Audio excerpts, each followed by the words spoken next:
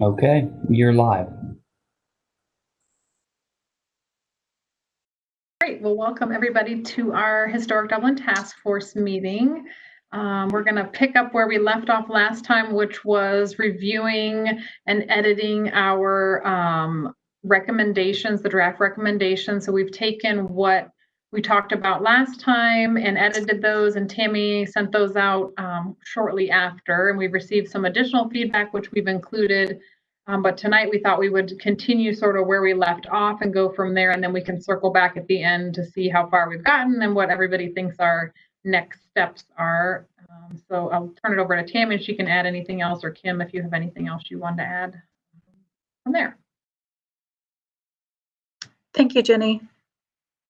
Kim, I mean, just a brief summary, we're probably about halfway through. Kim, if you agree, I believe we left shortly after the High Street Vitality recommendation. And as Jenny mentioned, you'd given us a couple of comments of your own that we did include in the current draft. So everything that you should be looking at is up to date. If I've not captured it correctly, please let me know. But again, Kim, I just wanted to weigh in. If I'm correct, we should be picking up on recommendation G, as in good, which is diversity of uses. I'll take your advice on that. I thought we left off at right before the management part of it, but maybe I don't have it up in front of me, so I'm. Yeah, I don't think we quite made it that far. I can tell you that. Maybe I was being.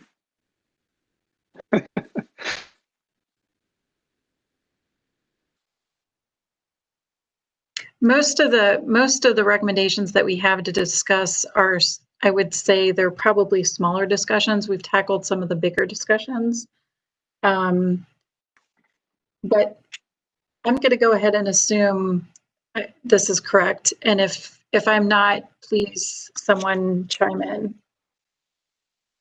So just for, I'm not sure if anyone is joining us that did not join us for the last meeting, but essentially we put some recommendations together based on some common themes that we had heard from the task force members. And these by no means are permanent recommendations. It's just something that we wanted you to be able to react to. And so what we did was we captured some, I would say, larger topic items. And then as each discussion topic was discussed with the members, they provided some examples or some detailed information that Jenny was kind enough to then take notes on and include as subcategories under each recommendation. So we'll continue with that pattern if everyone finds that acceptable. And then at the end, we will conclude with our recommendations. And like Jenny said, we'll talk about next steps. So if everyone's okay with that, I'll ask if there's any questions really quickly, just in case. And if there's not, okay. Hey, Tammy, yep. just wanted to ask, kind of maybe there's this up. So as we keep going through this, people are making comments, and you all, meaning staff, are making the comments and integrating them into this document. Is that correct? That's exactly correct. We're capturing the main topics, adding them as, like I said, subcategories to each district. And then, of course, there'll be the more detailed discussion will be captured in our meeting notes. So, which will be posted online. And everybody's free to review this at their own leisure and also offer additional comments to you and Jenny that we can integrate, correct? Absolutely, absolutely. Okay. And it's, can you all see my screen? It's a working document, so everything's up for grabs. Yes, that's a great way to put it. Yes, I mean, now is the time to capture any thoughts that you have. So if we're not wording things correctly, or if we're missing some topics that you want to discuss, and now is the appropriate time to start talking about it. And Jenny, what did you say? I'm sorry. I just want to make sure you all could see my screen okay, what I'm sharing, I guess, which is the Word document. Okay. Yep, we're good. Okay. So again, we're going to pick up, it's actually page 3 if everyone's following along in the document, and it's subcategory G, and it talks about diversity of uses. And the last time that we spoke, I tried to make some analysis with the 2007 area plan. Diversity of uses is a common theme that was in both this group's discussion as well as that previous area plan. So I'll go ahead and read it, and then we can talk about what you think specific discussion topics might be for this potential recommendation. So I put diversity of uses focuses on development opportunities that utilize active uses at the ground floor and encourage retail uses and support local businesses as unique to the district. There's a bit more description, but essentially it's talking about the concept of mixed uses and vitality to the district. So I can either answer any questions about the recommendation itself. It captures a whole host of comments that this group had made, but I would like to get your thoughts on what you think this means and what you might want to add to this recommendation.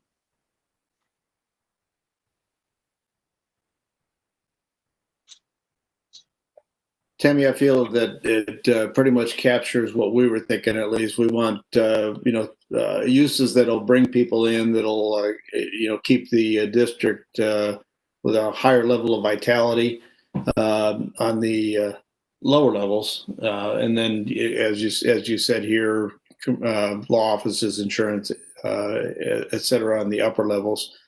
I guess, are there any recommendations on how we might promote that kind of thing?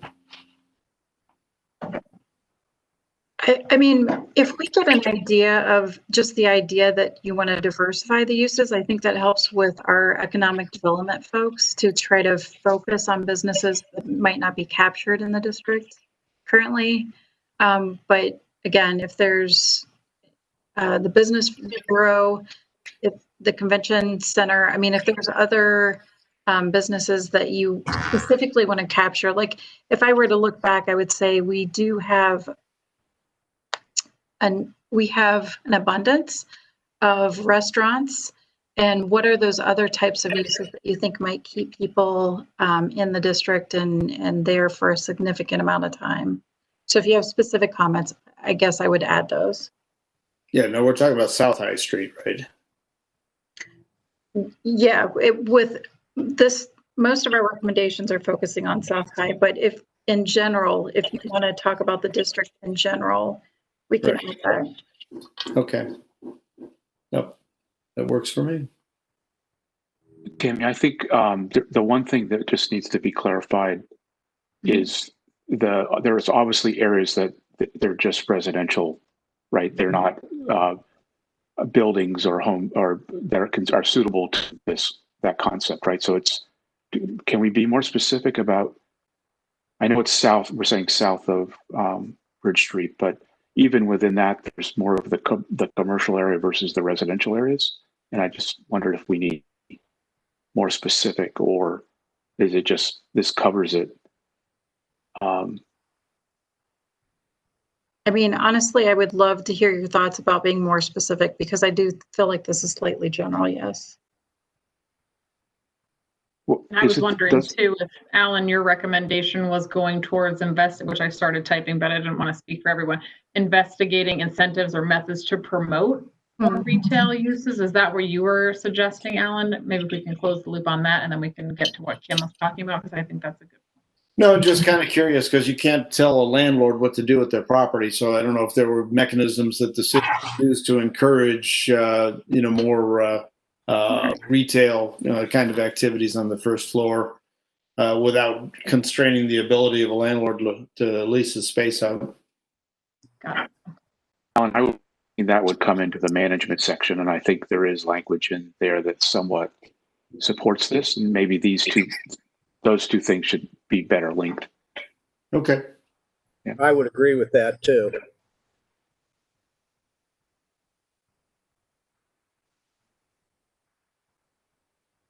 So Kim, just to clarify that comment, would actually referencing that other section be sufficient, or do you want us to actually put this in the latter part of the document? I would actually link this to the management section saying that Okay. in support of diversity of uses, the management should seek to promote and encourage retail uses at the ground levels of buildings that are appropriate for those types of activities. Because, you know, the ranch houses and things like that, they don't fall into this category. It's really the more historic that are already way or used that way. And I don't know how you separate that out without being really, really specific. So maybe you just leave it like this, and it works itself out based on the type of building or that is being considered. Mm-hmm.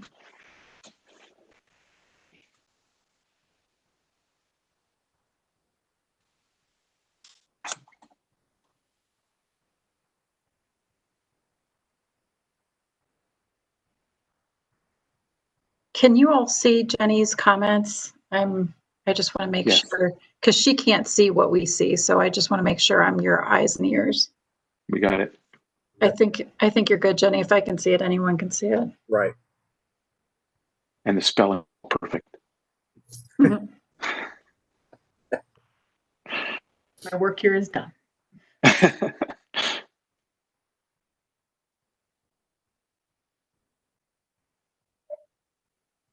Are you asking us on G4? It says investigate incentives or methods to promote, encourage retail uses. Are you asking us to be specific as to what sort of retail or not? I mean, I think that's where Kim was starting to have that discussion. I honestly don't know if we can get more specific than that. I mean, general buildings will lend themselves to certain types of uses. So I think that will, like you said, kind of work itself out, if you will. So I'd probably leave it a little general. That's my recommendation. Thanks. The whole word retail is going to change in the future. So I don't think anybody knows how to define it yet, but it's really uses that promote activity at the ground level and engage people in something. So I don't know how you come up with a word for that, but it's not offices. That engages the public customers in the activities of that business.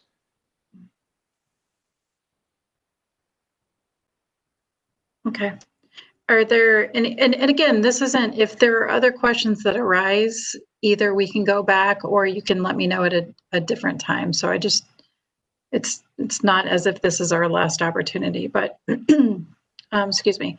The next recommendation that we have, sorry, is for preservation. And again, it's loosely worded as identifying areas where existing development character should be preserved, provide funding and programs to assist historic homes and business owners to maintain the integrity and the character of the properties, and conduct rigorous and strict code enforcement on absentee landlords and property owners. And I think, Kim, that incorporates some of your comments, if I'm not mistaken, but essentially, what we want to talk about is at what level does this group think that we should pursue preservation? That was a strong topic with Heritage Ohio, and so I think we need to give some guidance to boards and commissions as well as City Council. Yeah, I'll chime in, if I may, Kim. I'll chime in on behalf of the Historical Society. That's one of the big issues that we want to see is the preservation is the right word as far as that goes, just to make sure that it keeps that same character on South High Street. Yeah, Clay, I I was personally hearing those sentiments. Maybe it was from yourself and maybe others about, continually whittling away at the structures that really, make the district. And I think we should be very strong in the language about not letting that just evaporate. So every building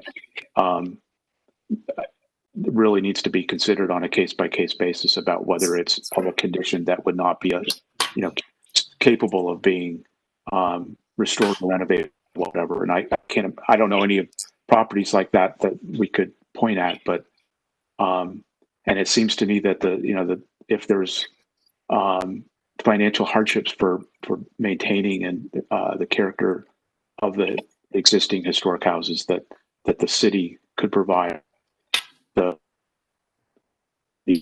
fund or lead to places that have funding for such places. I agree. I think the may almost be a moot point. I mean, just right now we have one old property that was just demolished. We've got another one that was approved for demolition, and another one that is about to be demolished. And there aren't that many places here, so I think the preservation issue is a very important issue, or you will lose all of the character of the historic district. I agree.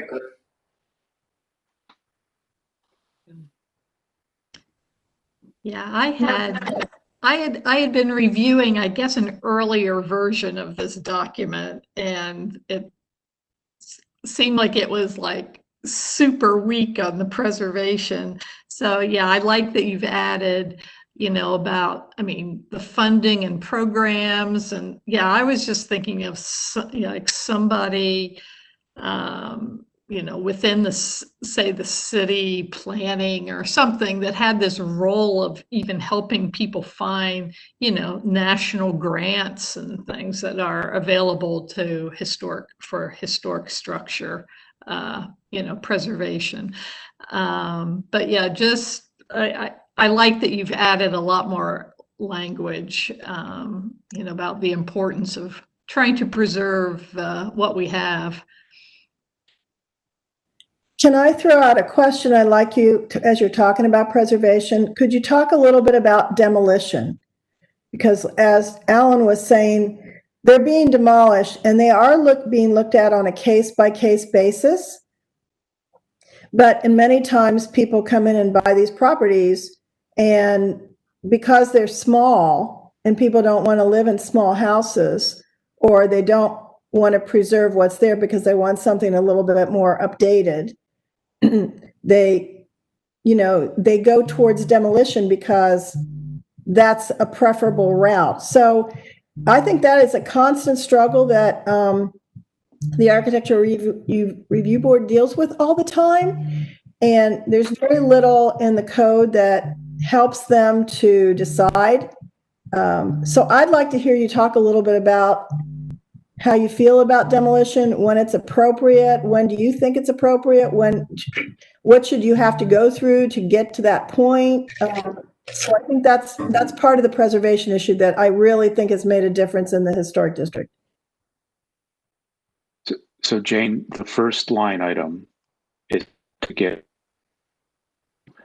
the word "should be preserved" could actually be changed to say "will be preserved," and then that. Not a if or a should, but it will be preserved.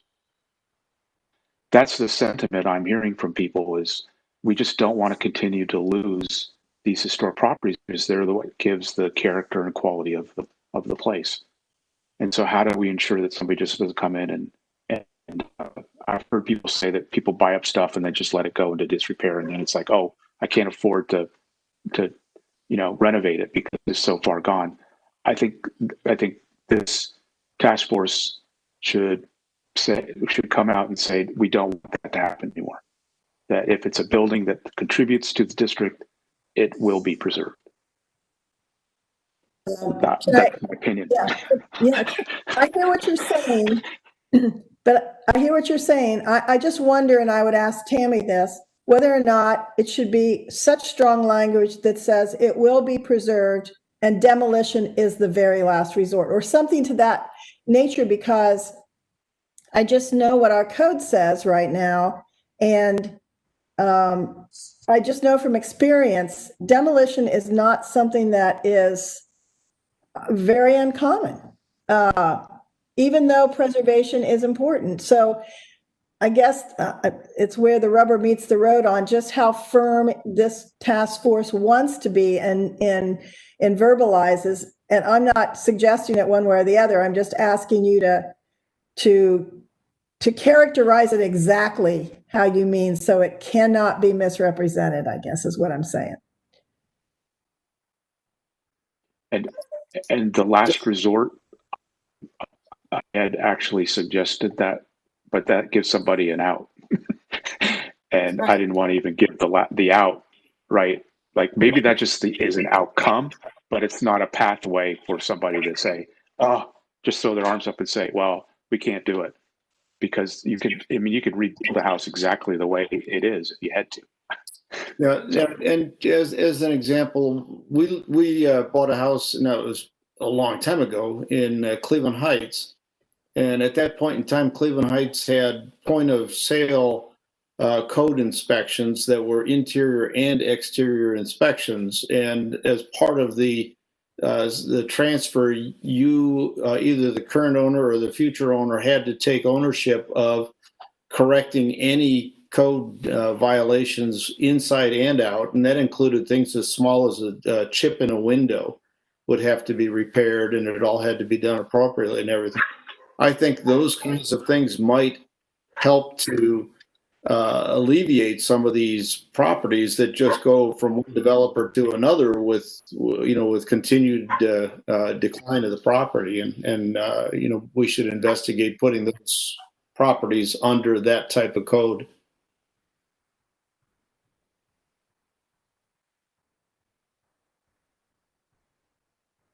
I Do you agree with hesitate. that?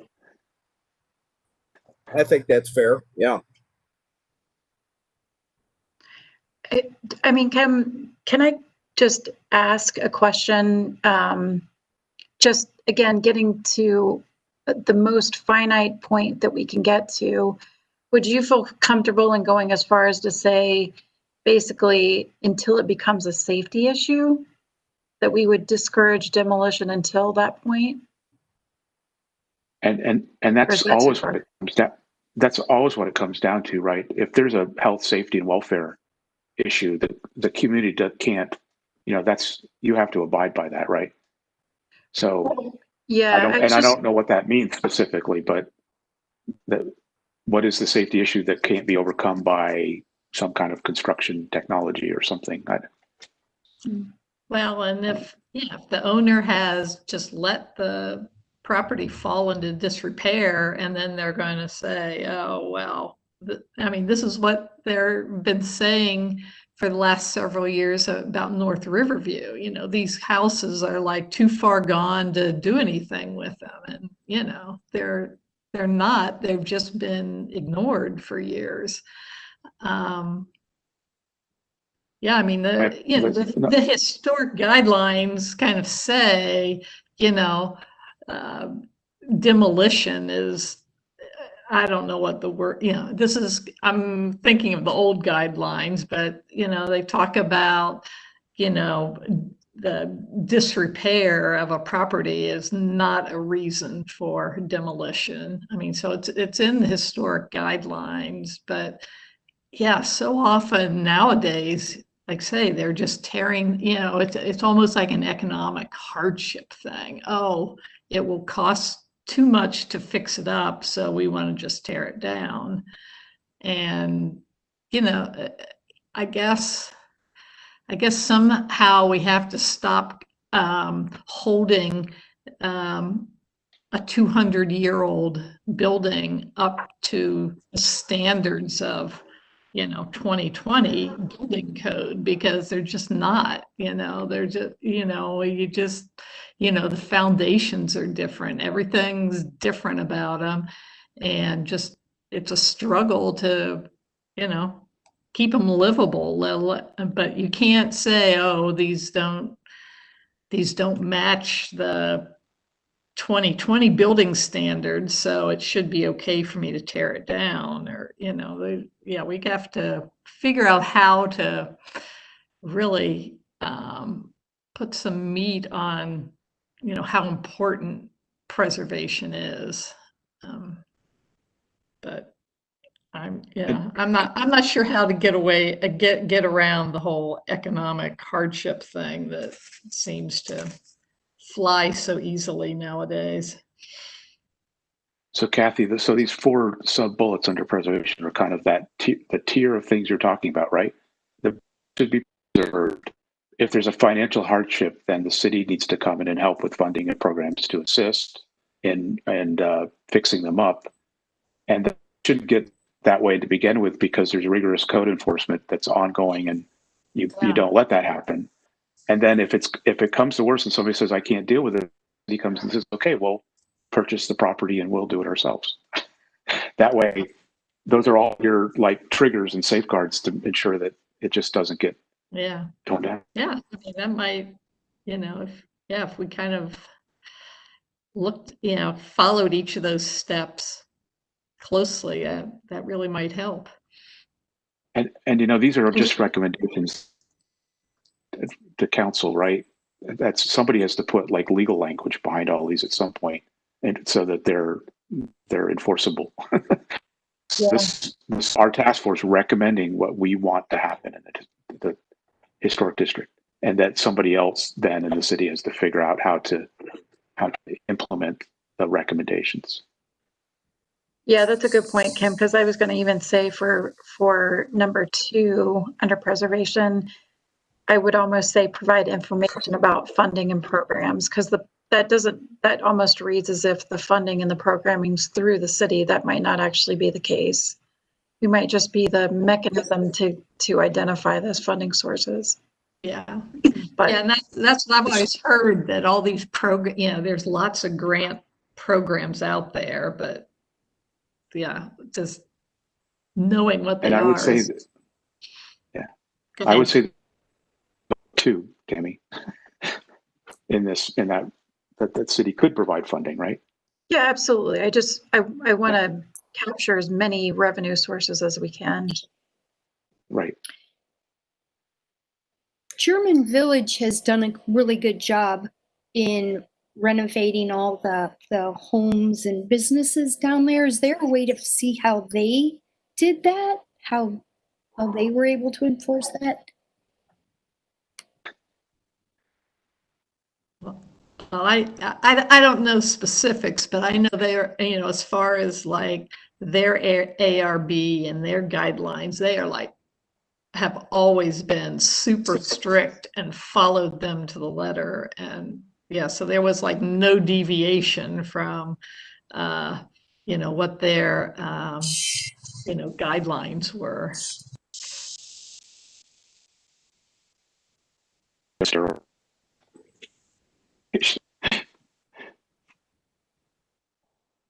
Yeah, I do know it. We offer a lot of you know, whenever, you know, new, you know, say a case comes to the ARB, you know, yeah, there'll be just tons of variances, or that's not the right word, but, you know, variances added on to like the city's recommendations on it.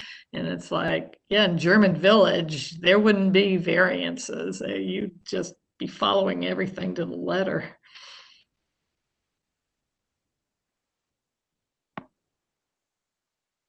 And I know that Jenny had mentioned this, but we are looking at the current historic district code and guidelines. And I do know that the language is a bit more conservative, if you will. So that will definitely play into this conversation. But well, we'll take that into consideration. And Tammy, or Jenny, you just type demolition should be considered last resort and health, safety, or welfare is at stake or something like that, or is at stake. That's good. East Franklinton Review Board, and we approved demolitions And there are been some circumstances where its houses were literally ready to fall down, like immediately. And so the city had to step in before we could even meet to demolish something because it wasn't safe. Somebody. So we're kind of right there at 30 and 32 South High Street, because it's been, the inside structural components have been removed. And if you're going to beta test it, I mean, someone could say, well, we could demolish that, which is one that they're trying to preserve because it was the original old general store, I think. Right. As I'm looking at this and just trying to kind of beta test along, one of the things I'd like you to also talk about is we have many people that come into the district and they buy a historic property.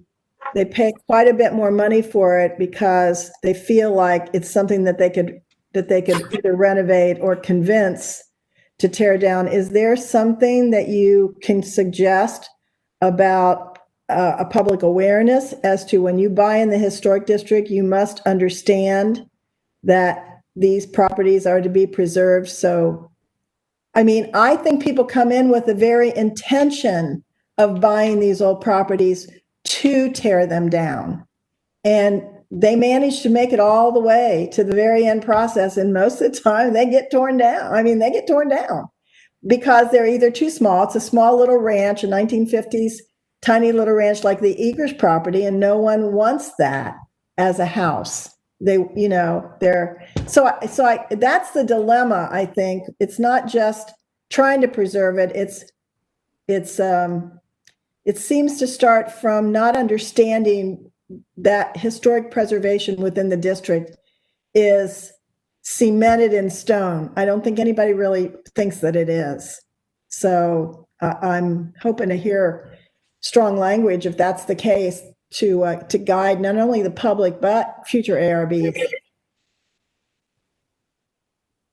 Yeah, it's not cemented in stone, Jane. I mean, it's obvious that, you know, anybody with an attorney, you know, can walk through the process and demolish a house at any point in time. So that does need to become part of the restrictions. And I would assume that anyone who is representing a house in that area and has a real estate license is obligated to disclose those kinds of things to potential buyers.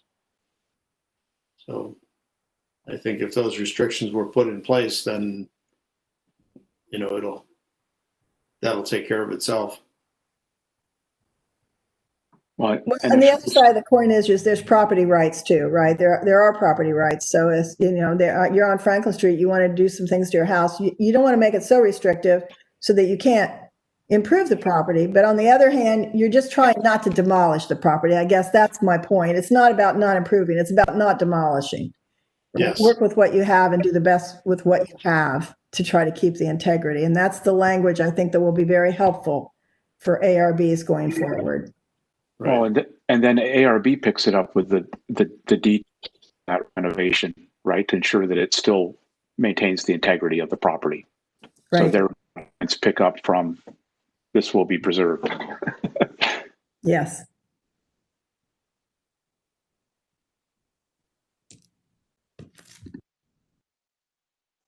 No, I appreciate those comments. And Jane, I would very much say that demolition has been a conversation that seems to have really picked up in the last, I don't know, half a dozen years. It's, you know, it's interesting to see that occurring, but I honestly think you've captured where you're going. I think if nothing else, the first bullet point addresses your intent that demolition is the last resort. But if there's last comments, I would love to hear them. If not, we will go on to the next one. I think you had suggested H2 provide information for funding. Remember? So do you want to type that in? Thanks. I would actually suggest that it needs to be more than just information. I think it can be provide information and or information about and funding for. So it's kind of both. I think, yes, people being informed is really important about what's available.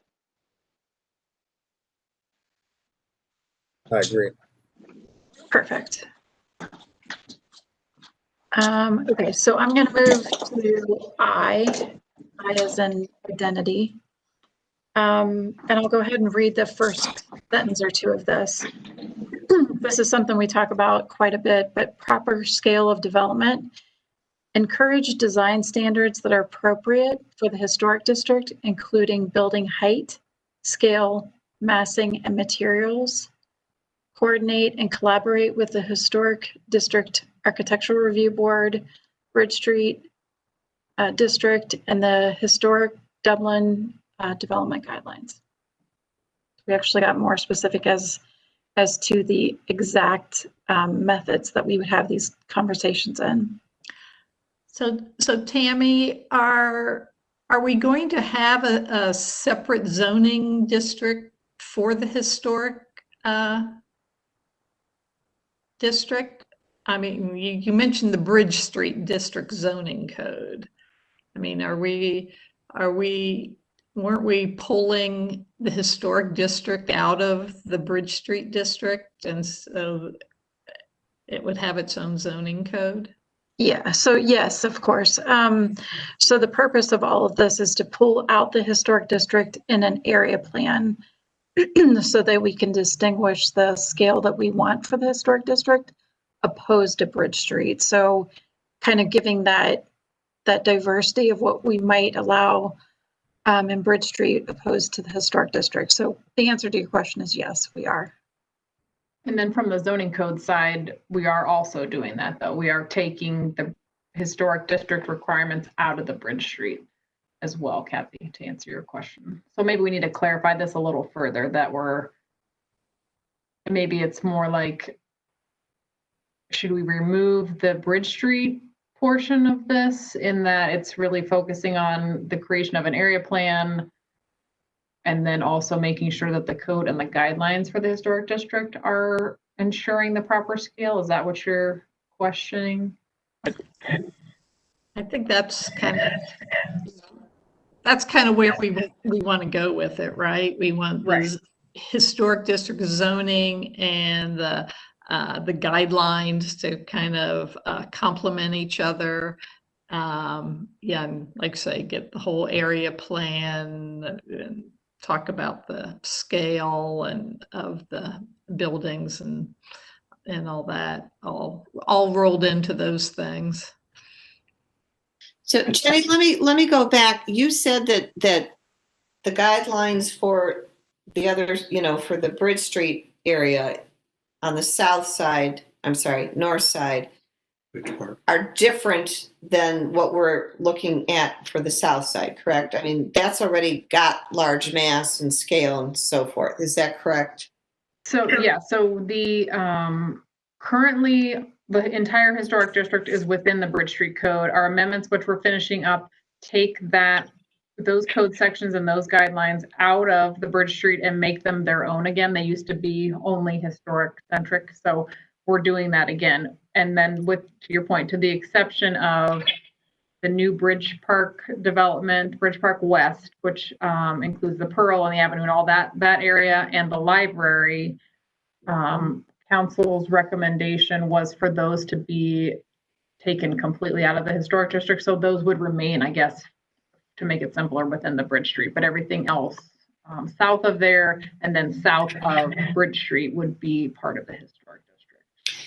Okay, well, here's the question I've got, because right now, on the corner there of High Street and John Wright Lane, they're going to tear that house down and they're going to build a 4,000 square foot home on that little, postage stamp lot. It seems like that has, it's sort of already been done, that the mass and the scale is changing. And so that's a great point and a great discussion that ARB has had, and we have since made, which is again why the code hasn't been adopted yet, because ARB has been tackling some of these issues in real time and made recommendations and changes to the code that limit the building footprint. So the challenge right now is that the code really only limits, the building height and setbacks and the lot coverage. So how much development can happen on a lot versus how much green space there has to be. And ARB has made a recommendation, and we have changed the draft version to say that there are those requirements, but then there is also a maximum building footprint coverage, meaning that the house portion or any structure is thus limited further. So we don't end up in a situation where you are having really large homes on small lots. So they're really have been struggling with that, and we've changed the code accordingly. Well, here's my question. How can we stop it at this point? I mean, we're already having houses put in over here on High Street that are, the mass and scale are nothing like they were, with these historic homes. How at this point can we stop that from happening without, lawyers will come in and say, hey, these people have it. So, I guess that's my question is how forceful can this task force be to get that process that's already begun? How can we get that to stop? The updated code will help that. In the interim, unfortunately, there's not very many feasible solutions that I can think of. Tammy, I don't know if you have any on the top of your head, but that would require, some additional council action potentially. But the code process, since we're already underway with that to me is probably the most expedited way to do that. But. I think that's kind of what we're doing here, is saying that if that has occurred or is occurring as we speak, that it's the decision of this group that things turn around. And then, short of actually, having comments for the Architectural Review Board, just to review, just to know that there are people that are opposed to those sorts of ideas, I think that's helpful as well. But again, I think that's where we're going with this, is tell us what you think is occurring that should continue and what should not continue. And this seems to be one of the not continue. Yeah, so I think we could tighten this language up, and maybe it's not encouraged design standards. I think we need a stronger word there, but then also maybe up to Tammy's point, elaborating on this, making sure that the scale of development is compatible with surrounding development. That again, if the character of residential is, smaller scale buildings or homes on larger lots, then others should follow suit. I think that's really is that what you're getting at, Mary? Yeah. Yes, Jen, it is. We would like to see it stopped, and get more looking, houses that are appropriate for. Yeah. That's what the community apparently wants in this district, and we're chipping away at what the community wants. So, why don't you say enforce design standards? Because if you already have design standards set up, and if we enforce those, then we won't get a hodgepodge of building out there. Correct. Yeah, I was going to suggest a stronger word there too, just to instead of just encouraging. Thank you. So, bullet. I think these recommendations are for this new historic district area plan, right? That's being pulled out of the Bridge Street zoning code, right? Yes, I guess I want to understand this discussion a little further, because these, again, if we want to coordinate and collaborate with the Architectural Review Board, as in the board itself, that to me is one piece of this. If what we really meant was the code and the guidelines, then that's something else. So I guess I want to understand a little bit more about where this came from and how we worded this. I think it was. I think the intent was that if if we adopt these recommendations and they guide, they're kind of another layer of guiding what happens in this area, that you certainly have to coordinate, collaborate with all the other things that are going on to make sure that that everything's in sync. So, Okay. Everything's aligned. Maybe that's a way to put it. That these recommendations should align themselves with all the other activities that are guiding development in this area. Yeah, or maybe, I mean, by giving the Architectural Review Board more concise, zoning regulations and guidelines to work from. I mean, it will help, this review board and, boards into the future to, have a consistent, kind of pattern for their, how they, how they would vote on different projects that come before them. Can I ask a question? And Kathy, this kind of speaks to you. You're all saying, I'm hearing, you're all saying what you want to see happen is that you don't want to see the character and the scale change. So if you go down the street, you might see a large house, then you'll see a small house, then you'll see a ranch, then you'll see a 2-story, and you'll see different architectural styles.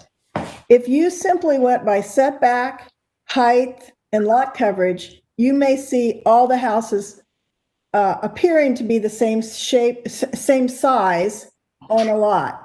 Is your intention that, let's say for instance, it's a small 1,000 square foot house, that you would prefer not to see that house grow by more than a certain percentage? In other words, if it's remodeled, that house would grow by more than a certain percentage because that would maintain a small imprint on the lot.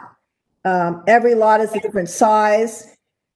I'm just kind of trying to figure out, even though we might reduce the amount of lot coverage, if everybody took it to the maximum lot coverage, then every lot would pretty much have maximum coverage. I'm just wondering what the intention is. Is it to try to maintain that small character home? If that's the case, you have to get really strong in your language, because the little house next to the chamber wasn't more than 1,000 or 1,200 square foot, but now it's a 4,000 square foot house.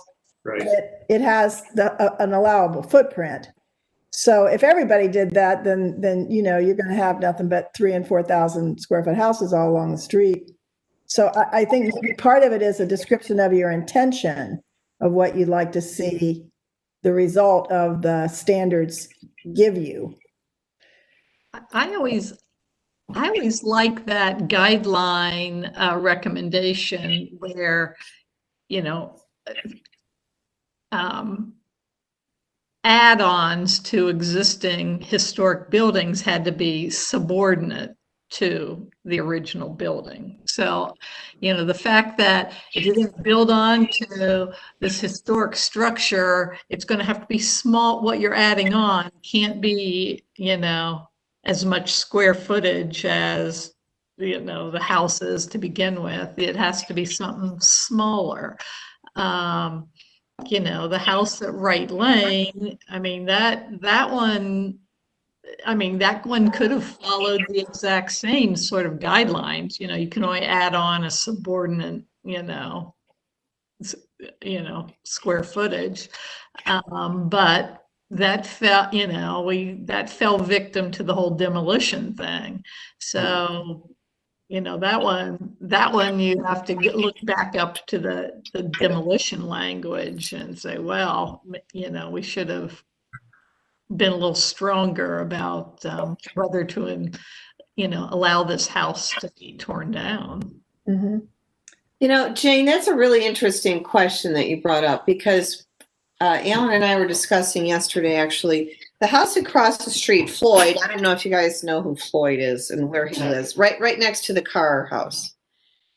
That house from the front, I think, looks Great. Appropriate It's scale. appropriate scale because it looks like a little cottage. It's not, I mean, now that house though is, I think, 4,000 square feet because it goes so far back. Same thing's going to happen to the one across the street, but this is where I guess I might have a little bit of a problem with it is the neighbors. Now, Liz and Tom, who live right next door to that house, right now they've got, they can see, it's open for them. They can, but once that 4,000 square foot home comes in, Liz and Tom are not going to see anything to the left or to the right of their house. And so I guess thinking of the community and the neighbors how will that huge house impact their lifestyle and their lives compared to having a smaller scale home that is, was always there and it's probably more appropriate. Yeah, that is the struggle I think the ARB has, because if they go by just setback, lot coverage, and height, then it does change the character because you have these small houses which are being replaced by larger ones. When is it appropriate? I mean, I don't know the answer here. When is it appropriate and when isn't? And how do you preserve the small house and not have it replaced by a big house? As Kathy said, if you go with a subordinate idea, then that would work. But is that, is that fair to the property? I mean, you're all remodeling your house, and I don't know if it would allow you to do what you want to do do you know what I'm saying? I think it's a really difficult question. It really is. Jane, I think the term massing is the other part to this, is that, height and scale is one thing, but the massing is when you get to like you said, the front of the house fits in, but maybe the side doesn't. But you could do things architecturally to break up all four sides of a building so that the massing doesn't overwhelm or look out of place. So I think there is something in massing, but all of this is just words, right? And these are not going to be guidelines at the end of the day. They're recommendations, right? So I don't know, that to me is, they have to be translated at some point into specifics perhaps. But to me, the massing is the thing to be getting out of control, is that people are the bulk of things are getting bigger, or they might keep part of it that looks like it's appropriate in terms of the streetscape or whatever, but behind it turns into something else. So Right.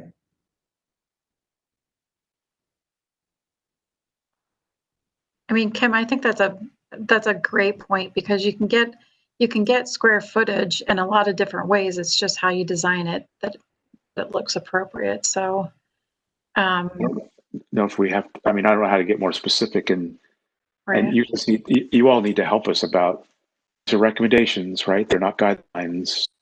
How specific can we get? I mean, we can't talk about. We're not getting into lot coverage and all those things. That's part of a zoning, right? Yeah. So, I mean, Jenny and I were just kind of talking offline, basically, of how far down the trail we go, and I honestly think, as long as we articulate either through the recommendations and our discussion of what our intent is, that will allow staff and the other boards and commissions to actually develop the standards. So I don't want to get into percentages or anything of that sort, but it's helpful to hear what you're saying, because then we understand where you're really going with this. That it's not, you can't have the 4,000 square foot house. It's that you design it so that it's not overbearing to your surroundings, if you will. So I think we've gotten enough from what you talked about to go from there. I don't know, Jenny, if you agree or you have other thoughts.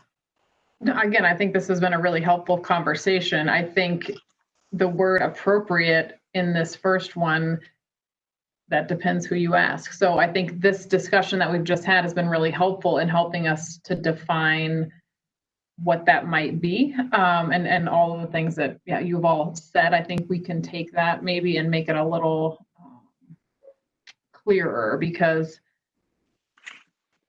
I think this needs a little more to it. Again, what do we mean by appropriate? And again, the massing part, maybe that's pulled out of this. Maybe that's a whole separate recommendation that we're making. And we've talked about that, Jane, before when we did the Historic South Amendment years ago. I mean, a lot of that was limiting the maximum size of buildings and preserving those open view. I mean, that Biddy's redevelopment was sort of the kickoff of that discussion, that we didn't want that level at scale, that massive building, because that's not the character. I mean, it may be a parking lot behind there, but it's an open view, which is what Mary was suggesting, that, yes, redevelopment is appropriate, but at what cost to the character that we're, those sort of open views, vistas things. So I think this has been really helpful.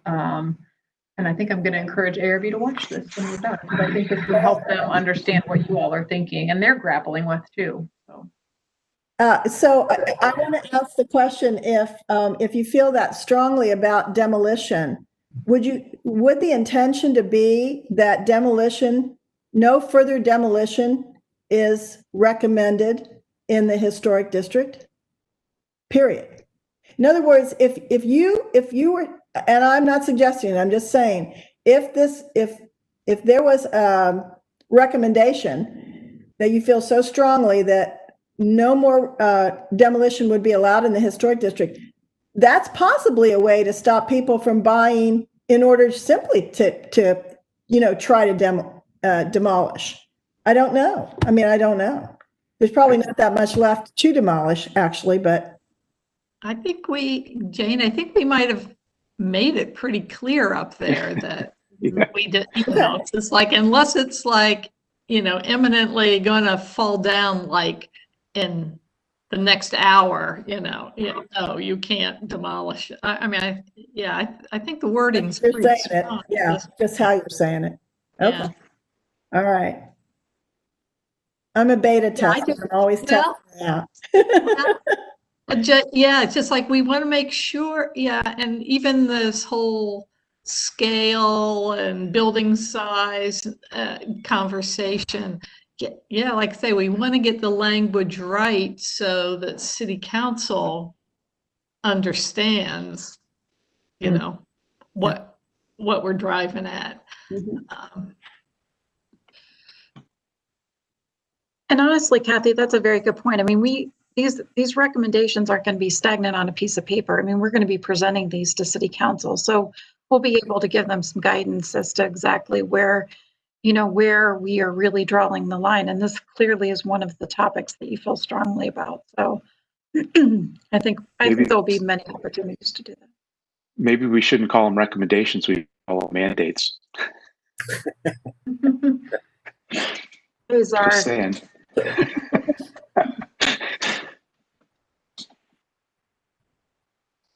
Okay.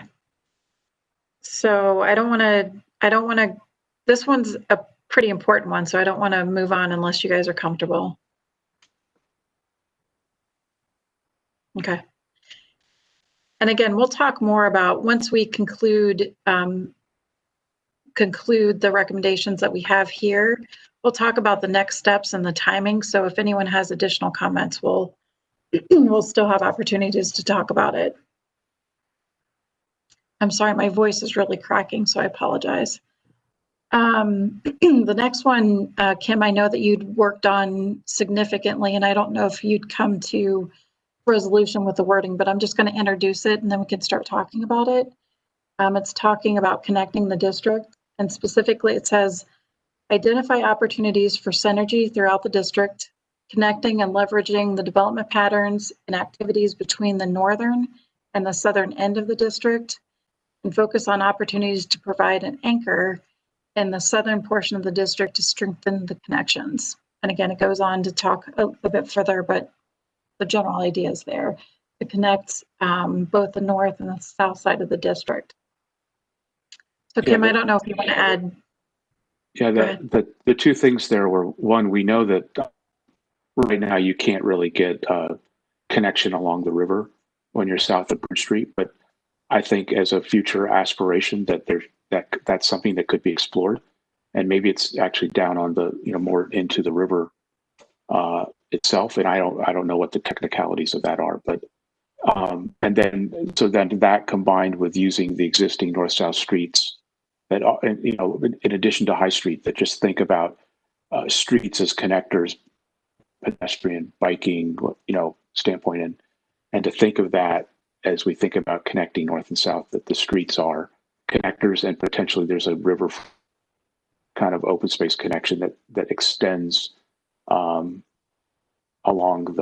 the edge of the river in some form or fashion. I don't even know if that's possible, but I didn't want to lose that idea. And then the fourth bullet was about just the sense that the historic district is not this isolated thing in Dublin. Neighborhoods around it, there's commercial development, there's office development, and that we should always think of or ensure that the district is well connected so that people can access it and take advantage of the assets that it has. So in addition to streets, there's walkways, bikeways, and as I thought about it, I think the historic district is really well connected, and there's even new connections that have been made even recently. But I just thought we should say something about how the historic districts fits into the rest of the city and stays connected. I may have missed a neighborhood or something. I don't know. People have to look at the list. No, I think you're exactly right, Kim. It needs to be an accessible core through a lot of different ways, and it's not really that right now. I would like to add one more comment, especially when you start looking at the the north-south connection between the library and the south side and everything like that. I know they're going to be putting in a signal and a crosswalk at Franklin.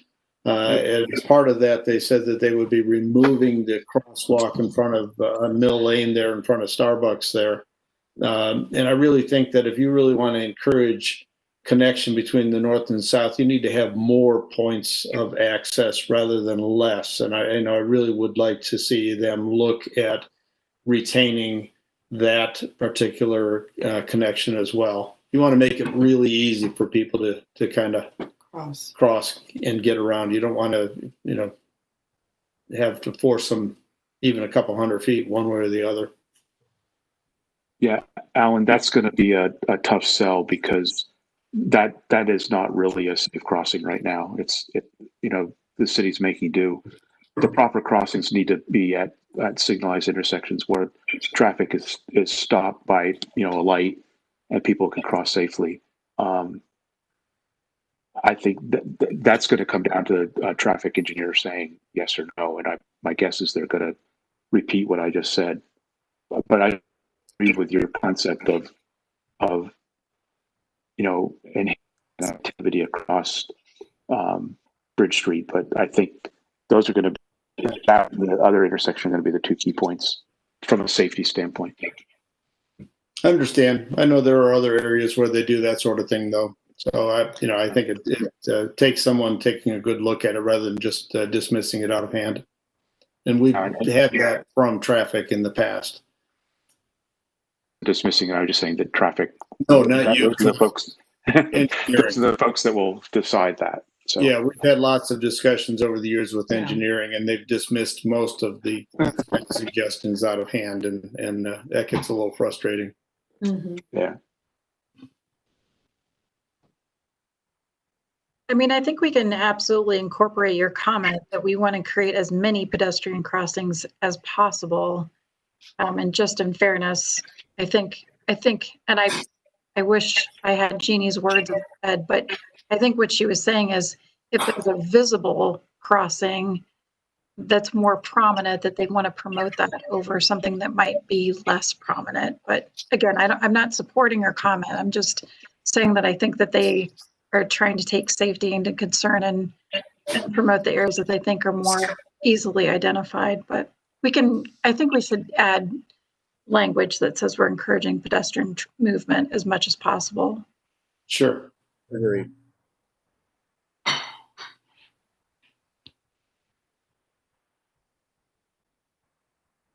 Sorry, I want to give kudos to Jenny because she's actually doing all the typing. I'm just talking. Yeah, and Alan, the other intersection at the school, I'm trying to think, does that have a pedestrian crossing? Or It does have a crosswalk. However, they turn the signal to flash after I think 7 p.m. or at some point during the day. And it's not button activated to allow people to cross when it's at flashing. So See that? that's another one that we've talked about. And I was actually delighted that they turned it to a regular scheduled change as opposed to simply being activated by a car coming out of the school, because that has helped to slow traffic down, and it gives the kids that we see trying to cross there a little bit more of an opportunity. Yeah, well, that would be definitely an opportunity to enhance that as a intersection and as a crossing point more so than it is. It does have a button to stop traffic so people can cross at that point.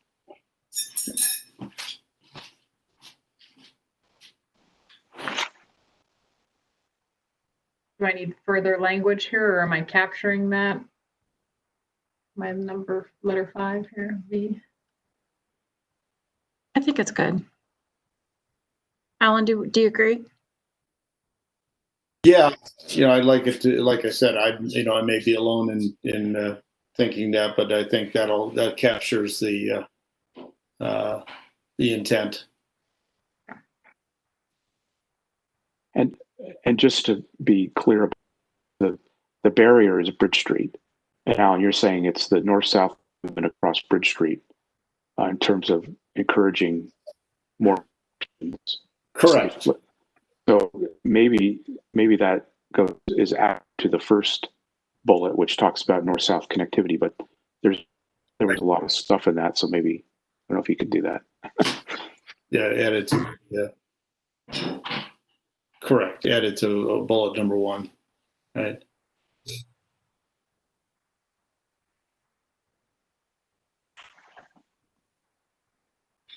And I would be specific to street because I think that's there's not really a major conflict elsewhere. No, I think that's pretty easy to get around once you're across Bridge Street, but Bridge Street is in fact a major impediment. Yeah, barrier. Yep.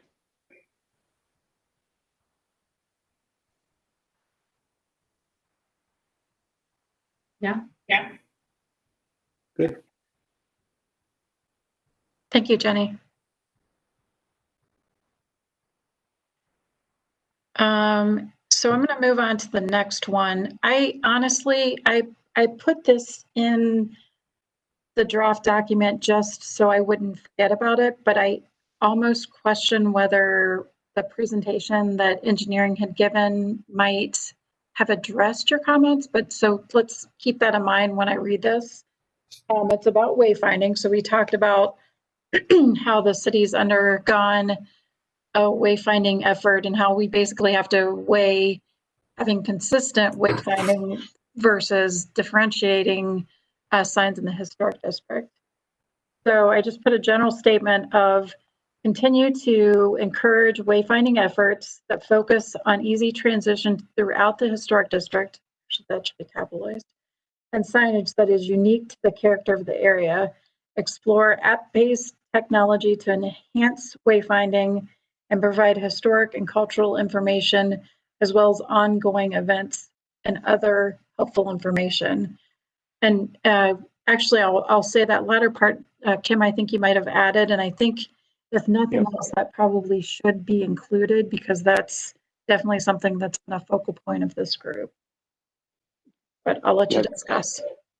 Yeah, that's what I was trying to capture is that we talked about the app and how the app could not just be about wayfinding, but provide that historic and cultural information to tell people about the assets of the historic district. And I think that was not, they may have nodded to it as an opportunity, but I think there's real potential, especially if you go back to the parking thing and some kind of app-based technology to manage parking, they could all be linked.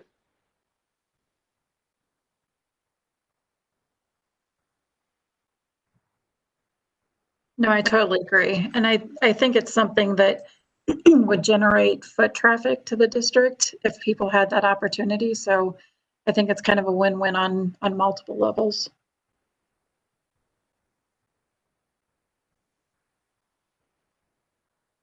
Yeah, and an app could also be promoting, the arts and culture that you're mentioning in the next section. I mean, it could just be a way to, promote things that are going on in the district.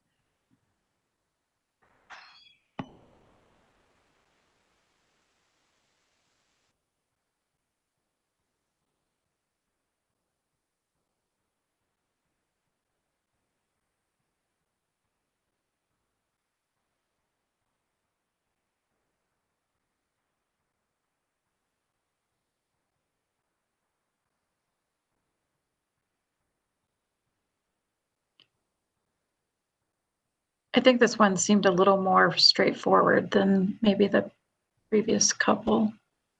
But again, if there's more comments. Wayfinding, right? Yep. I think it's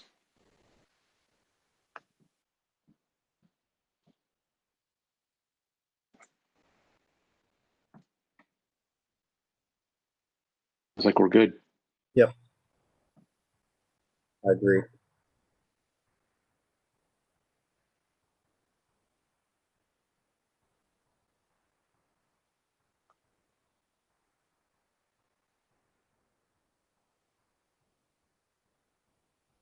Tammy, you're muted. Oh, dang it. I was like, why are we sitting here? I just got through a whole meeting without doing that. It's almost like sending an email where you're going to add an attachment and you never add the attachment. Well, anyways, what I was saying was I was going to allow Kim to read this because he's actually the author. Kim, I'll go ahead and read it just so we keep moving. Well,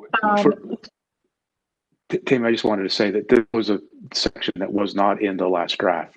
We didn't have anything that spoke to the arts, and I was thinking about the bike racks that were to us, which are kind of like art, and the comments about those. So I thought we should have something that spoke to art and culture.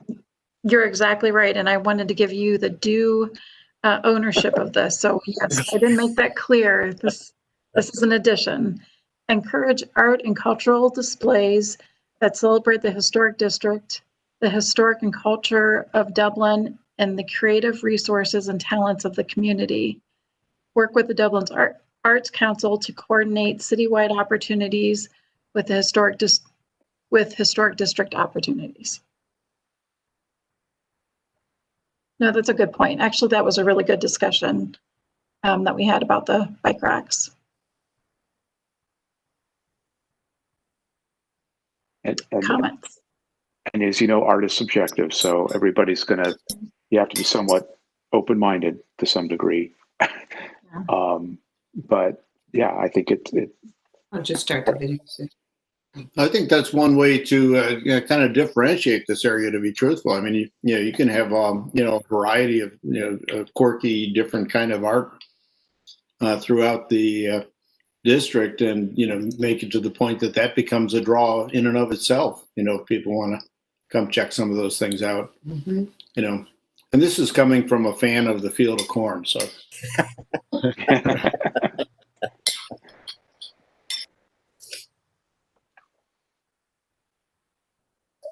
I always liked, I think it's in the fall when they have the artists line up the street on High Street and paint various buildings, and I always think that's cool. And then I don't think last year, but the year before, they presented in the library. I think the library was just about to open when they were going to present, but that was a good way to tie the southern end of High Street with the northern end.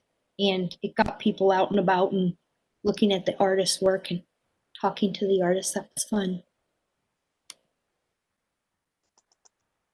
Back to Kathy's point about the app, that there's already art in the district, right? And maybe part of this is about a curated kind of art trail that encourages people to move through the district. Because I know there's that installation at the car barn. You've got the sculpture at Bry High. You know, there's already things that connect through the arts, and I think it would be another connector, if you will.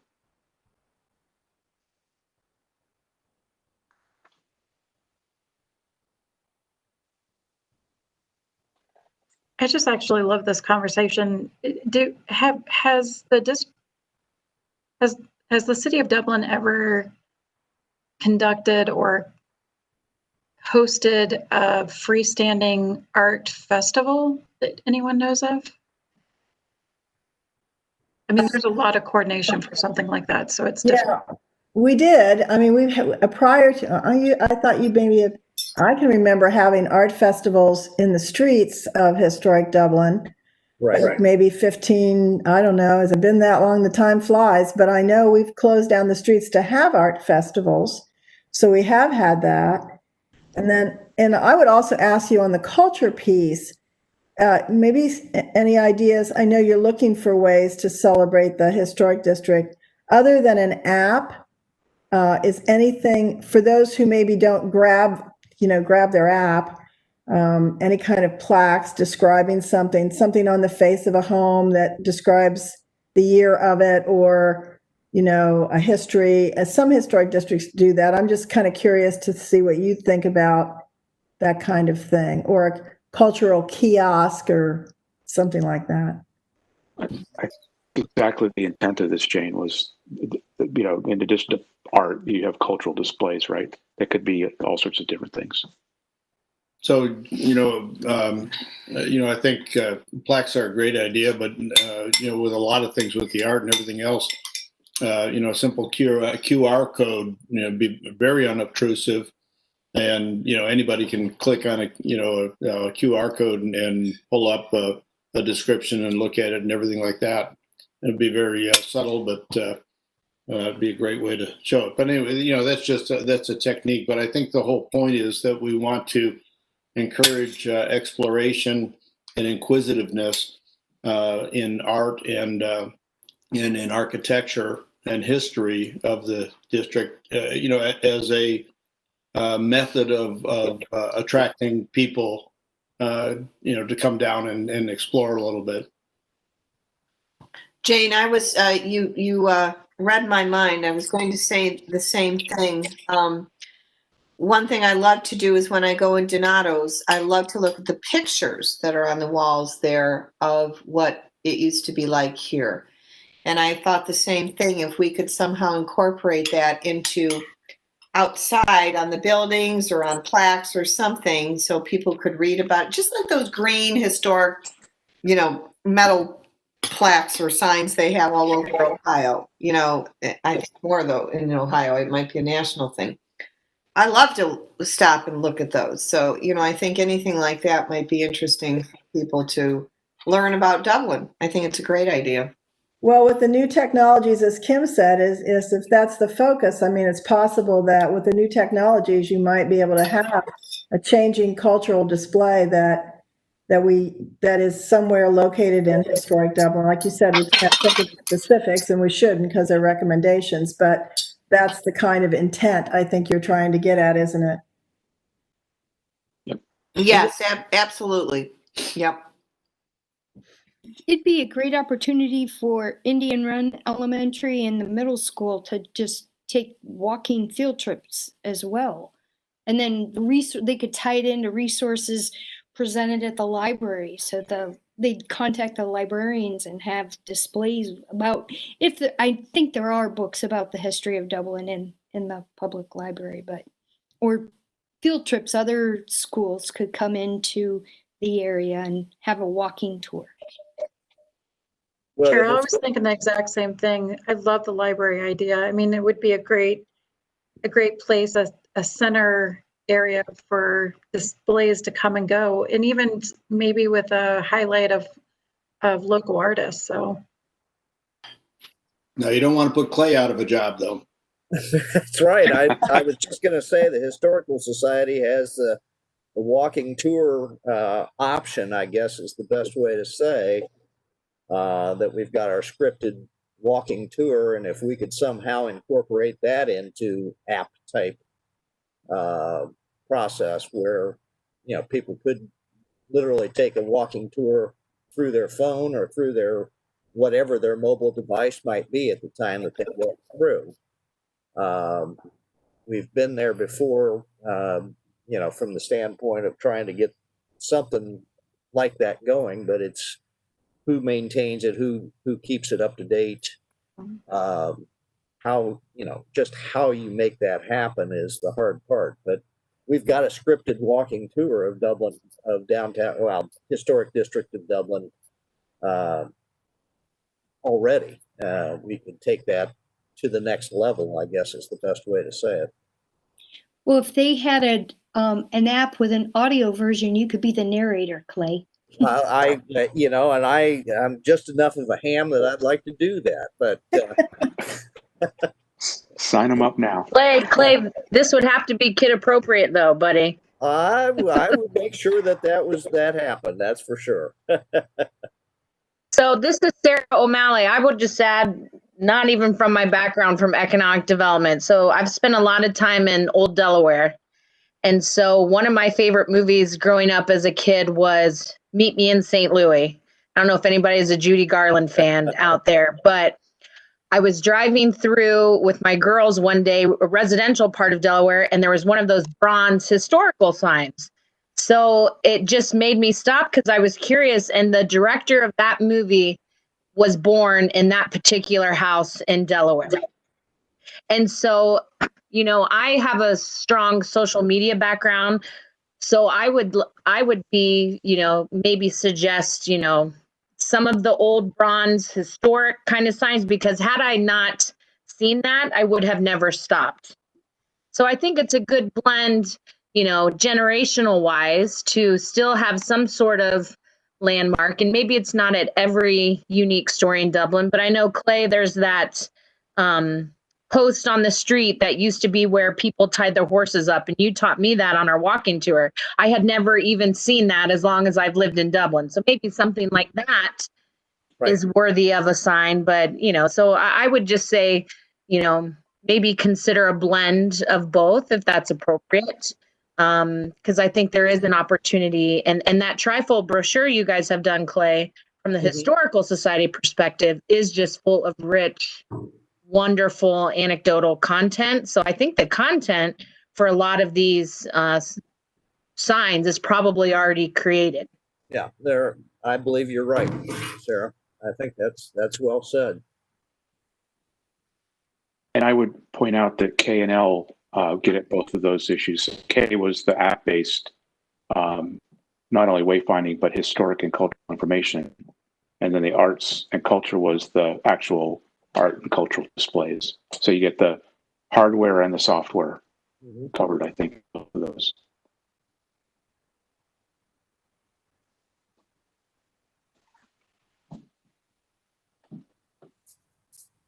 Okay, we're going to move into a lofty discussion. So if there's any other comments, let me know before we move on. Well, I might suggest that you throw the Historical Society into that arts and culture paragraph there somewhere along the way. Yeah, of course. Yeah. I was trying to think that, I think it was the early part of the year, or maybe the early part of this year or the latter part of last year, I was taking a walking tour in Savannah, and it was a hybrid type of tour. We would walk a ways, you had a gentleman that was dressed and very animated, but then he would pause and then you would open the app and read, or listen to the information that was given. And it was a really good mix of the two, because there were people like me, like I wanted to hear someone talk about the district. And then there were young kids that just wanted to mess with the app. So that was getting their interest. So you kind of get the best of both worlds.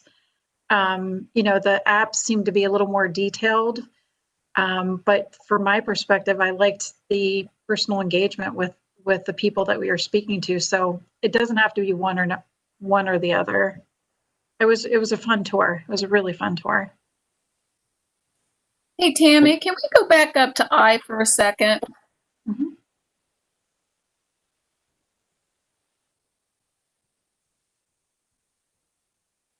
Proper scale. Yes. So when we put down where it says enforce design standards that are appropriate, should that say something like enforce design standards that are established? Because if you say it's appropriate, people can misinterpret that word, I think. I don't know, it's just a thought. Mhm. Yeah, I do. I always struggle, and I think Jenny mentioned this. Appropriate is a difficult word, to be honest with you, because what you might interpret as appropriate, I might not Right. feel the same. So, Well, what we think is appropriate, a developer doesn't. They think something else is appropriate, right? right. I just want to make sure that, the developer doesn't come up there and go, well, it's appropriate that we put in apartment buildings here. Yeah, exactly. No, that's a good addition. Thank you. Thank you for doing that. Yeah, of course, Jenny. But again, I want everyone to know that these are we just want to get something that you can react to. So please, by all means, don't think that this is the last opportunity. We'll talk about timing once we talk about a few more things. So we added real quick for that under arts and culture. So to your request, Clay, I said continue to engage with the Dublin Historic Society to ensure valuable resources and information are made available to the public in an accessible manner. That's good. Okay. Historical. Yeah. Yeah. AL. Yeah. Historical Society, Jenny. Yeah. And Clay, there. Yeah. I meant to add that in, and I wanted to get the name right, and I was going to look it up, and I forgot to look it up, and I forgot to put the comment. No problem. But because I would have said second-guessed historic myself too, as and well. not historical. So we got it right now, and it's in there. Okay. Perfect.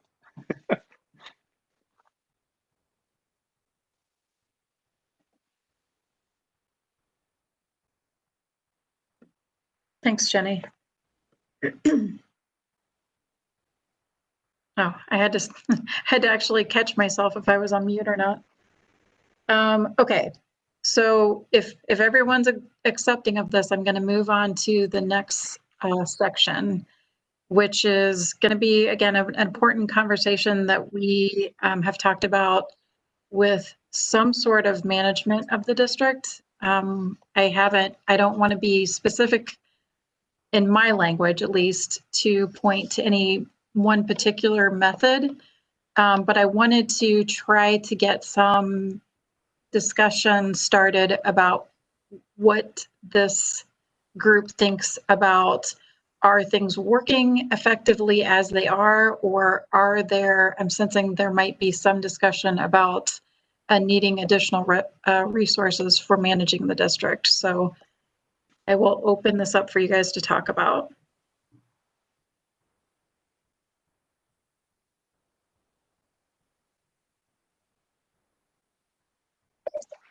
Well, my comments when we had the meetings with the Main Street program people, were still stand. I mean, I'm a member of the board of the Ohio Craft Brewers Association, and our association really didn't take off until we hired a full-time director, an executive director, to run the program and to accomplish all the goals that all of us on the board were always talking about.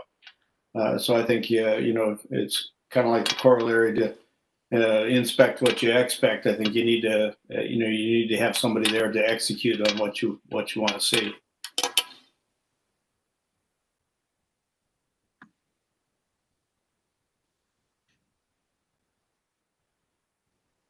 Other thoughts?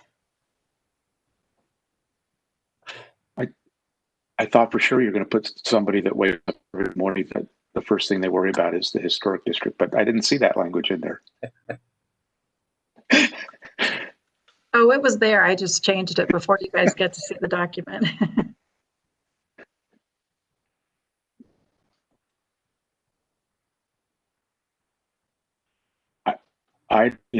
That's how I feel. I think it's something that's desperately needed, and it covers everything up above. It's not just about the, kind of, it's everything about the historic district. Interfaces with the architectural review board and interfaces with businesses and homeowners, and that literally is somebody that gets in the business of everything that's going on in the historic district to make sure it's coordinated and done correctly. I have a question. I don't know if anybody has the answer to this. Do they have someone like that over on Bridge Street corridor area on the north side that does the same thing? I answered that, I think a little bit. This is Sarah O'Malley. So not specifically Bridge Park West, but just Bridge Park as a whole. Is that what you're asking? Well, that particular, I guess my question is, if they have something like that over there, are they doing anything? I mean, are they coordinating this whole area, or are they just specifically on the developer?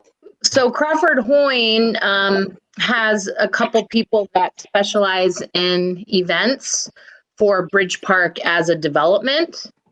So they have monthly tenant meetings where, they're kind of coordinating the farmers market. So there's, a small team that's employed by Crawford Hoyne who is helping coordinate events in the Bridge Park development specifically. So not just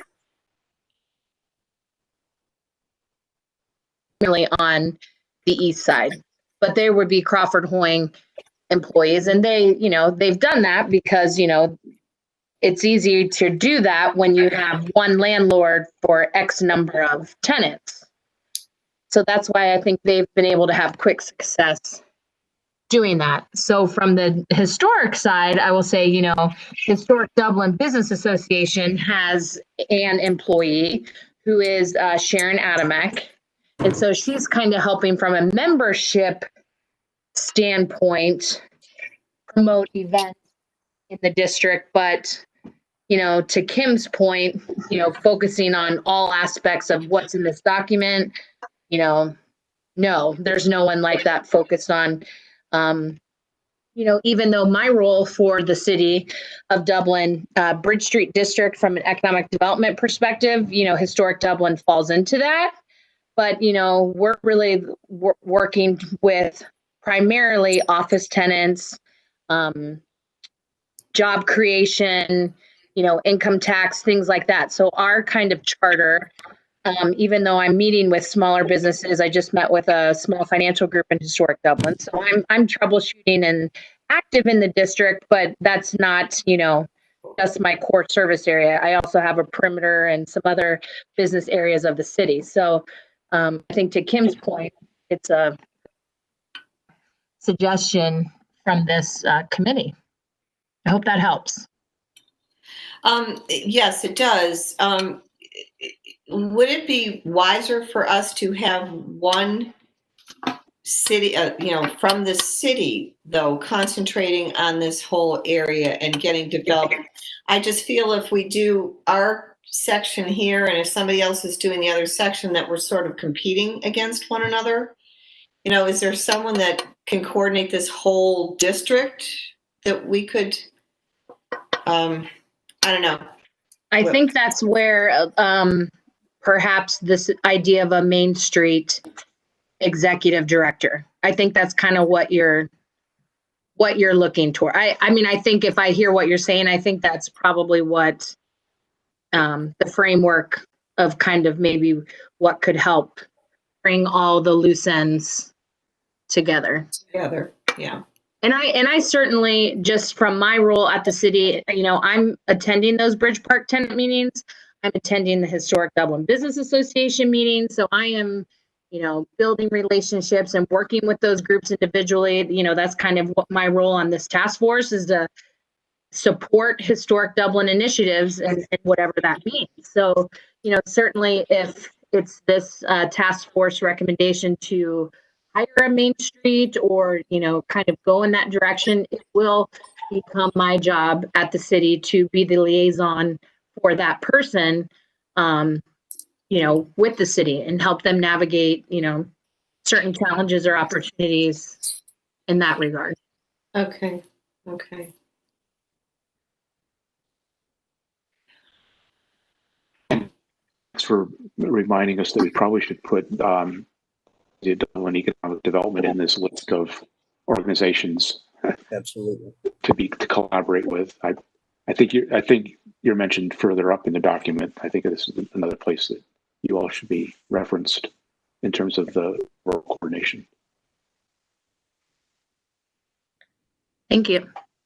I'd suggest that the Historical Society is included as well, because historically they have been really instrumental in maintaining the district's integrity in so many ways, because they always come to the forefront whenever there's an issue or conversation. So I think they should be included as well, if I'm allowed to make it.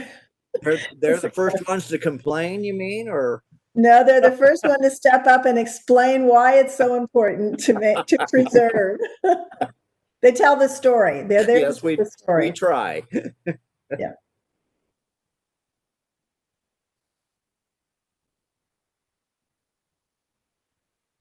And I will say to the group, we might have to flush out. We could keep this as a suggestion, or excuse me, a recommendation from the group.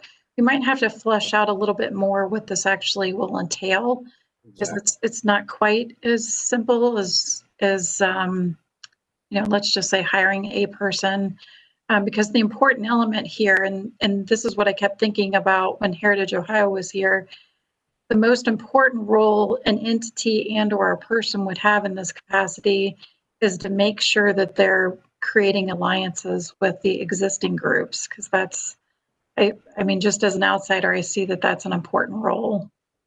Yep. And I'm not sure Main Street program, just listening to them talk, they're typically just focused on the kind of the more of the historical assets of a Main Street. And I think because of the diversity of this area, that it's not just all historic, but there's new stuff that the entity needs to be all embracing. And I'm just not sure how much the Main Street program really is all embracing or more focused.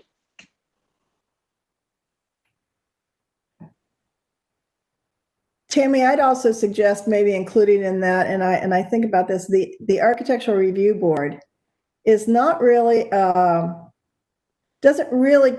isn't able to keep in contact with what's going on, yet that is in their charter to do so, to be educational to the public, and also to kind of know, in the end, all of these things come down to, in many ways, how they rule. And if they're not included in the conversation of the needs and the challenges and the recommendations within the district, it makes it very difficult for them to operate in a vacuum. That's what they end up doing, operating in a vacuum. And just, so I think that they should be included as in the conversation when management occurs, if management occurs.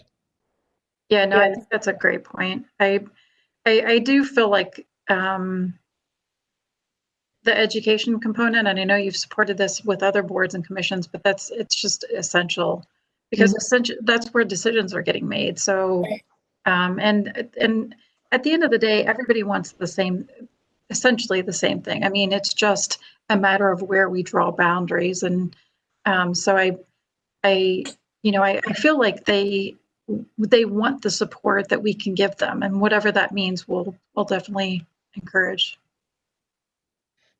I think we need to have two people now, not just one. I've changed my thinking with all these people to coordinate with.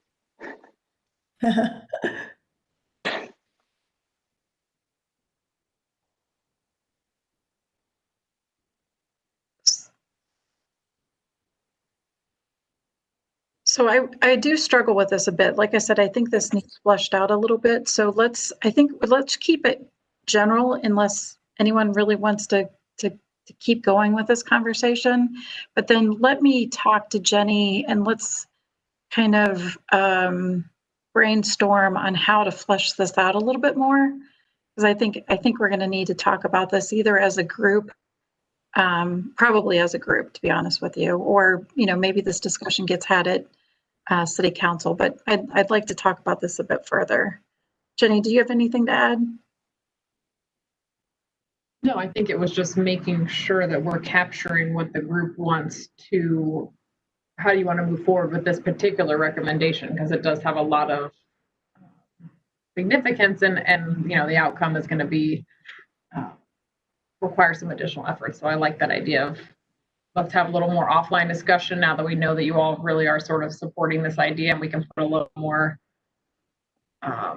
background to it maybe for council's consideration, and you all can see it again before that, obviously. So in the third bullet, which we didn't really, that you just scrolled up, I mean, that's really getting, I think that really expresses at least my personal view back to the person that wakes up every morning. And it's all things historic Dublin is what they're responsible for, from economic development to planning, design, and to historic preservation, everything. So, and where they reside, that person resides, whether it's a separate entity or they sit in the Visitor and Convention Bureau or in economic development, or what, it's almost if you try to figure out too much details in this, you'll never get there. So, focusing on that person who has the right skill sets. This is a person that probably has some interface with like a Main Street program that may have come out of that from somewhere else. It doesn't necessarily have to be part of the Main Street program. They can basically create their own thing, but they understand what it is and what their role is and how they can influence this area. Yeah, I mean, Kim, that's where I was kind of going with it. Is I don't want to get caught up in the detail, or we're not gonna. I mean, we have enough to then explore the next step, is what Jenny was saying. I think so. I think this is helpful. That's what. I was. Thank you. That's what I was saying. But I mean, again, is there anything else that we're missing? Because I really want to capture if there's a definitive idea, now would be the time to say it.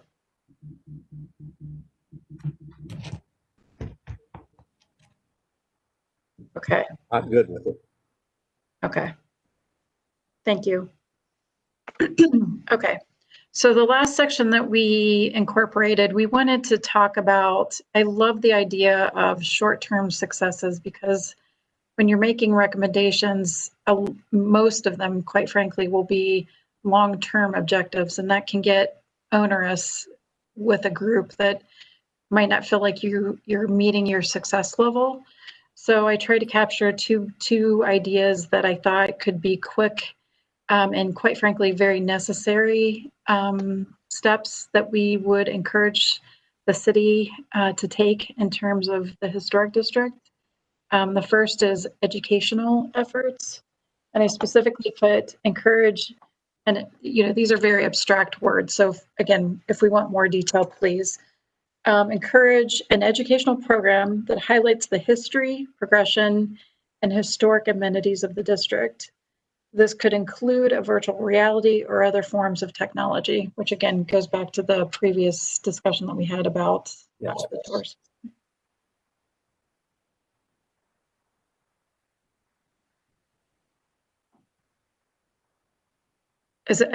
Are you okay with keeping it that general, or do you want to be more specific? I guess it is kind of specific.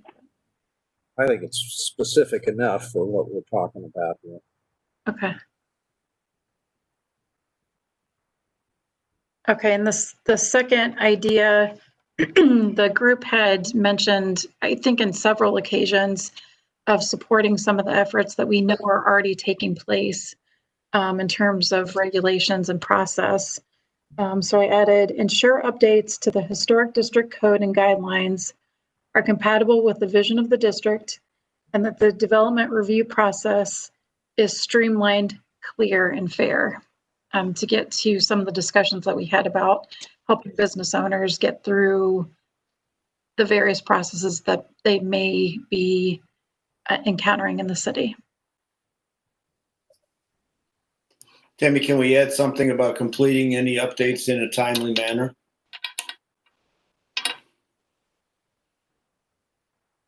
Absolutely.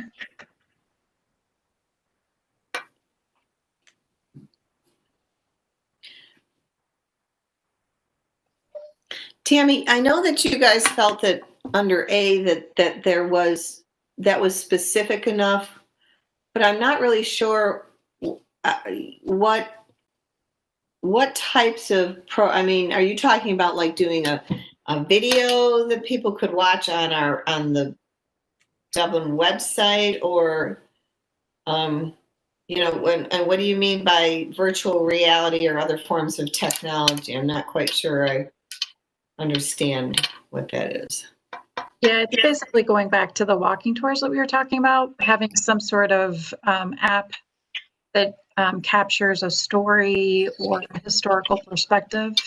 But it doesn't have to be that stagnant. If you have other ideas, I mean, it could be, and I hesitate to give more examples because I don't want to reiterate something that might already be occurring, but it could be anything from placards to, I mean, that could be a kiosk with a video that plays that talks about different areas to visit.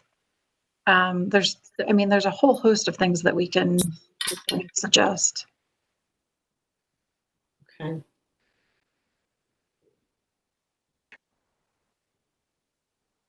Is there a who part of this? It seems kind of like it's not quite clear, like who's going to do this. Is this the city doing it? Is it the schools? Is it the historical society? Is there any way to be more specific about somebody taking that on? I would imagine it's probably going to have to be promoted by us. It doesn't mean that that's where it ends, but. Well, Clay's the narrator. We know that. We just need to know who's going to put it together. Although I'm more than willing. But Halloween's coming. Maybe we could all dress up like historical characters and walk downtown and get a Jenny's ice cream.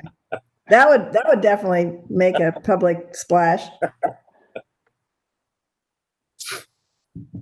Maybe we're talking about a short-term success. We were, talking about app for information. Maybe there would be a way to roll in, the historic district into this Dublin Go app, which already exists. So it could just be another, component of that. So they already have this app, basically built, and we'd be adding like a new feature to it. I mean, that might be a quick win for getting some information out there.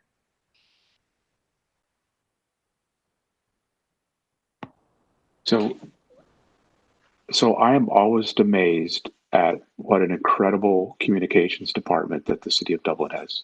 And they could put stuff together, professional stuff, in a fairly quick fashion. It would be really interesting if they could take this on to create an educational piece about the historic district that could be almost like the announcement, this whole thing moving forward, this, the task force and the recommendations, and kind of just be the setup for all this new kind of thinking about the historic district.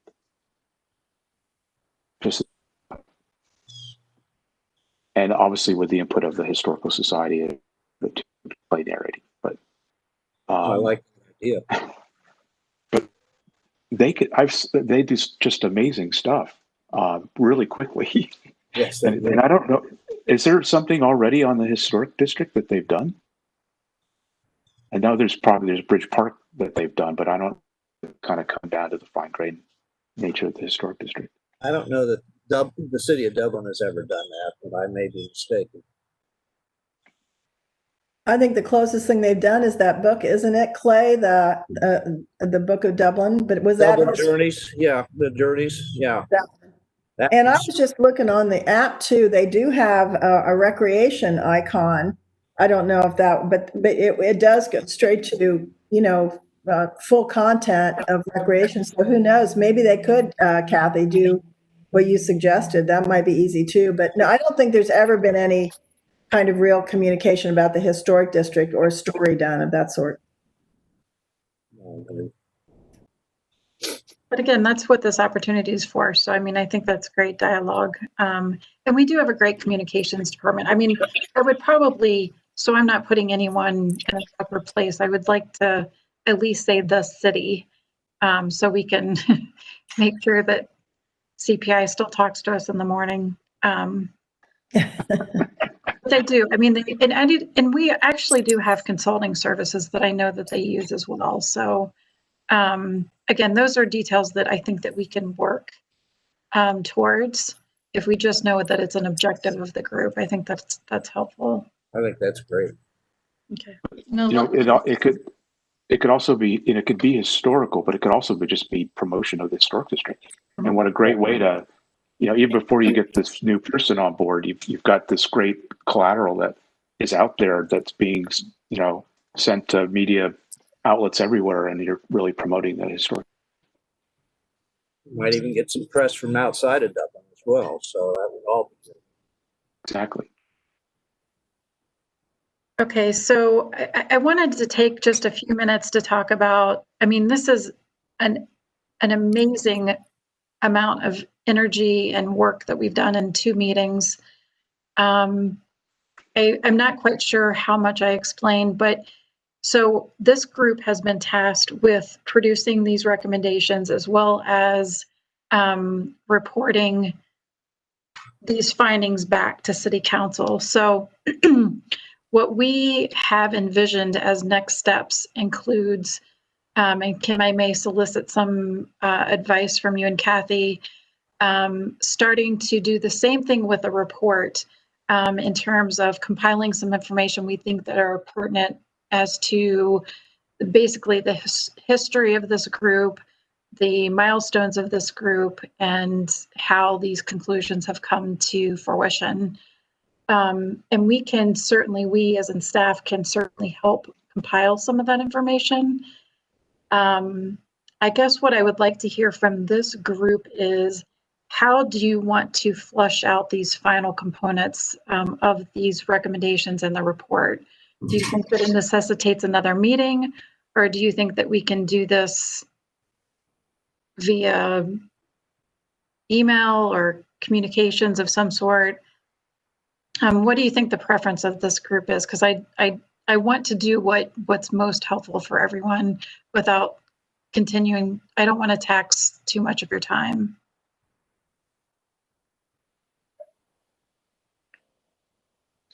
So Could you present it in an email? Oh, I was going to say, could you present it in an email and then ask if we should meet again? Absolutely. And that's what I was going to suggest as well. Okay. We get another look at the entire document as it's been done, and respond back and say, maybe respond with some things. And if there's enough questions, maybe necessitate another meeting. Okay. But otherwise, move forward. And Kim, to your point, I know that you've said in a couple of different settings, this isn't just going to be a content only document. There'll be pictures. There's probably going to be a timeline showing progression. I guess for the sake of all of us being on the same page, if I might suggest a deadline, I work well under deadlines.